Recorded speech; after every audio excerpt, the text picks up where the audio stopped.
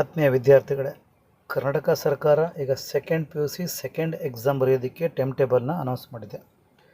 30/4 April 30ನೇ ತಾರೀಕಿಂದ second PUC second exam start ಆಗ್ತಾ ಇದೆ. ಹೌದಾ?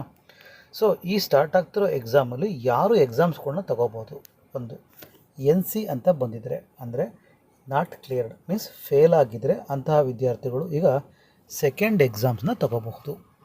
ಇನ್ನೊಂದು, ಫಸ್ಟ್ ಎಕ್ಸಾಮ್ಸಲ್ಲಿ ಏನಾದರೂ ಎಕ್ಸ್ಪೆಕ್ಟೆಡ್ ಮಾರ್ಕ್ಸ್ ಬಂದಿಲ್ಲ, ಅದು ಕಡಿಮೆ ಆಗಿದೆ, ನಮಗಿನ್ನೂ ಮಾರ್ಕ್ಸ್ ಜಾಸ್ತಿ ಬೇಕು ಅನ್ನೋರು ಸೆಕೆಂಡ್ ಎಕ್ಸಾಮ್ನ ತಗೋಬೋದು. ಈ ಸೆಕೆಂಡ್ ಎಕ್ಸಾಮ್ಸ್ ತೊಗೊಂಡ್ರೆ ಬೆನಿಫಿಟ್ ಇದೆಯಾ? Especially for KCET. ಹೌದು, ಸೆಕೆಂಡ್ ಎಕ್ಸಾಮ್ಸ್ ತೊಗೊಂಡ್ರೆ ಫಸ್ಟ್ ಎಕ್ಸಾಮ್ ಮತ್ತು ಸೆಕೆಂಡ್ ಎಕ್ಸಾಮ್ ಬರೀತೀರ ಅಂದ್ಕೊಳ್ಳೋಣ. ಯಾವುದು ಹೈಯೆಸ್ಟ್ ಇದೆಯೋ, ಸಪೋಸ್ ಫಸ್ಟ್ ಎಕ್ಸಾಮಲ್ಲಿ 56 ಬಂದಿತ್ತು ಒಂದು ಸಬ್ಜೆಕ್ಟಲ್ಲಿ, ಸೆಕೆಂಡ್ ಎಕ್ಸಾಮ್ಸಲ್ಲಿ 96 ಬಂತು ಅಂತ ಅಂದ್ಕೊಂಡ್ರೆ ಆಗ ನಿಮಗೆ ಬೆಸ್ಟ್ ಆಫ್ 2, ಅಂದರೆ ಸೆಕೆಂಡ್ ಎಕ್ಸಾಮಲ್ಲಿ 96 ಬಂದರೆ ಅದನ್ನು ತೊಗೊತಾರೆ. ಬೈ ಚಾನ್ಸ್ ಒಂದು ವೇಳೆ ಫಸ್ಟ್ ಎಕ್ಸಾಮಲ್ಲಿ 80 ಬಂದಿತ್ತು, ಸೆಕೆಂಡ್ ಎಕ್ಸಾಮಲ್ಲಿ 76 ಬಂತು ಅಂದ್ಕೊಳ್ಳೋಣ, ಆಗ ಹೈಯೆಸ್ಟ್ ಯಾವುದು? 80. ಆ 80 ಮಾರ್ಕ್ಸ್ನ ಕನ್ಸಿಡರ್ ಮಾಡಿ Karnataka secondary education second PU ಮಾರ್ಕ್ಸನ್ನು ಯಾವುದು ಹೈಯೆಸ್ಟ್ ಇದೆಯೋ ಆ ಮಾರ್ಕ್ಸನ್ನು ಕನ್ಸಿಡರ್ ಮಾಡಿಕೊಂಡು ಮಾರ್ಕ್ಸ್ ಕಾರ್ಡನ್ನ ಪ್ರೊವೈಡ್ ಮಾಡ್ತಾರೆ. ಇನ್ನು KCET ಎಕ್ಸಾಮ್ಸ್ಗೆ, KCET ಎಕ್ಸಾಮ್ಸ್ ನಿಮ್ಮ ಪಾಡಿಗೆ ನೀವು ಎಕ್ಸಾಮ್ಸ್ ಬರಿಬೋದು. ರ್ಯಾಂಕ್ ಕನ್ಸಿಡ್ರೇಷನ್ಗೆ first exam and second exam ರಿಸಲ್ಟನ್ನು ನೋಡಿಕೊಂಡು ಸೆಕೆಂಡ್ ಎಕ್ಸಾಮ್ ಮಾರ್ಕ್ಸನ್ನು ತೊಗೋತಾರೆ. ಅಂದರೆ ನೀವು KCET ಎಕ್ಸಾಮ್ಸ್ ಬರೆಯೋ ವಿದ್ಯಾರ್ಥಿಗಳಿಗೆ ಸೆಕೆಂಡ್ ಎಕ್ಸಾಮ್ಸ್ ತೊಗೊಂಡ್ರೆ, ಇಂಪ್ರೂವ್ಮೆಂಟ್ಗೋಸ್ಕರ ಸೆಕೆಂಡ್ ಎಕ್ಸಾಮ್ ತೊಗೊಂಡ್ರೆ, ಅಲ್ಲಿ ಏನಾದರೂ ಜಾಸ್ತಿ ಮಾರ್ಕ್ಸ್ ಬಂದರೆ ಆ ಮಾರ್ಕ್ಸನ್ನು ಕನ್ಸಿಡರ್ ಮಾಡಿಕೊಂಡು ನಿಮಗೆ KCET ರ್ಯಾಂಕನ್ನು ಅನೌನ್ಸ್ ಮಾಡ್ತಾರೆ.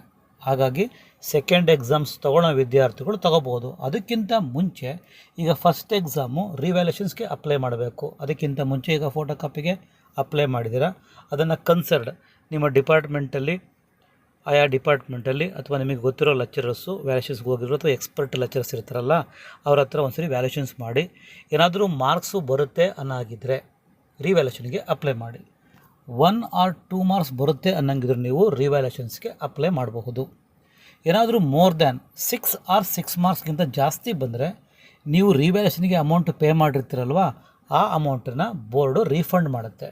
ಏನಾದರೂ 1 or 2 or 3 or 4 marks or 5 marks ಏನಾದರೂ ಎಕ್ಸ್ಟ್ರಾ ಬಂದರೆ, ಅಂದರೆ ಜಾಸ್ತಿ ಬಂದರೆ, ಅದಕ್ಕೆ ಅಮೌಂಟು ರೀಫಂಡ್ ಆಗೋಲ್ಲ, ಬಟ್ ಮಾರ್ಕ್ಸ್ ಅಂತೂ ಕೊಡ್ತಾರೆ. ಹಾಗಾಗಿ ಈಗ ನೀವು 1 ಮಾರ್ಕ್ಸ್ 2 ಮಾರ್ಕ್ಸ್ 3 ಮಾರ್ಕ್ಸ್ ಬರುತ್ತೆ ಅನ್ನಂಗಿದ್ರು ನೀವು ರಿವ್ಯಾಲ್ಯೂಷನ್ಸ್ಗೆ ಅಪ್ಲೈ ಮಾಡ್ಬೋದು.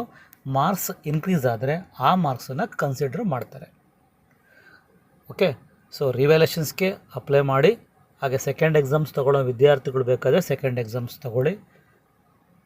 ನಾವು ನೀಟ್ ಬರೆಯೋ ವಿದ್ಯಾರ್ಥಿಗಳು, ನಾವು KCET ಎಕ್ಸಾಮ್ಸ್ ಬರೆಯೋದಿಲ್ಲ, ನೀಟ್ ಎಕ್ಸಾಮ್ ಬರೀತೀವಿ, ಅಂಥವರು ಸಹ ಏನಾದರೂ ನಾವು ಮಾರ್ಕ್ಸ್ ಇಂಪ್ರೂವ್ಮೆಂಟ್ಗೋಸ್ಕರ ಎಕ್ಸಾಮ್ ಬರೀಬೇಕಾ ಅಂದರೆ ನೆಸೆಸಿಟಿ ಇಲ್ಲ. ಬಟ್ ಮಾರ್ಕ್ಸ್ ಕಾರ್ಡಲ್ಲಿ ನಿಮ್ಮ ಸೆಕೆಂಡ್ PU ಮಾರ್ಕ್ಸ್ ಜಾಸ್ತಿ ಆಗಬೇಕು ಅಂತ ನಿಮಗೆ ಇಂಟೆನ್ಷನ್ ಇದ್ದರೆ ನೀವು ಬೇಕಾದರೆ ಸೆಕೆಂಡ್ ಎಕ್ಸಾಮ್ಸ್ನ ತೊಗೋಬೋದು. ಯಾಕೆಂದರೆ ನೀಟ್ ಎಕ್ಸಾಮ್ಸ್ಗೆ PCB ನೀಟ್ ಮಾರ್ಕ್ಸನ್ನು ಮಾತ್ರ ಕನ್ಸಿಡರ್ ಮಾಡ್ತಾರೆ. ಎಲಿಜಿಬಲ್ 50% or 45% ಇದ್ದರೆ ಸಾಕು. ಸೊ ಹಾಗಾಗಿ ನೀವು ಸೆಕೆಂಡ್ ಎಕ್ಸಾಮ್ಸ್ ತೊಗೊಳ್ಳೋ ವಿದ್ಯಾರ್ಥಿಗಳು ತೊಗೊಳ್ಳಿ, ಪ್ರಾಬ್ಲಮ್ ಏನೂ ಆಗಲ್ಲ. KCETಗಂತೂ ಇದರಿಂದ ಯಾವುದೇ ರೀತಿ ಅನೌನ್ಸ್ ಆಗಲ್ಲ. KCET ಸೆಕೆಂಡ್ ಎಕ್ಸಾಮ್ ರಿಸಲ್ಟ್ ಬಂದ ಮೇಲೆ ರ್ಯಾಂಕನ್ನು ಅನೌನ್ಸ್ ಮಾಡ್ತಾರೆ. ಓಕೆ, ಐ ಥಿಂಕ್ ಈ ವಿಡಿಯೋ ನಿಮಗೆ ಇಷ್ಟ ಆಗಿದೆ ಅಂತ ಅಂದ್ಕೊಂಡಿದ್ದೀನಿ. ಐ ಥಿಂಕ್ ಈ ವಿಡಿಯೋ ನಿಮಗೆ ಭಾಳ ಇನ್ಫಾರ್ಮೇಟಿವ್ ಅಂತ ಅಂದ್ಕೊಂಡಿದ್ದೀನಿ. Thanks for watching. Take care.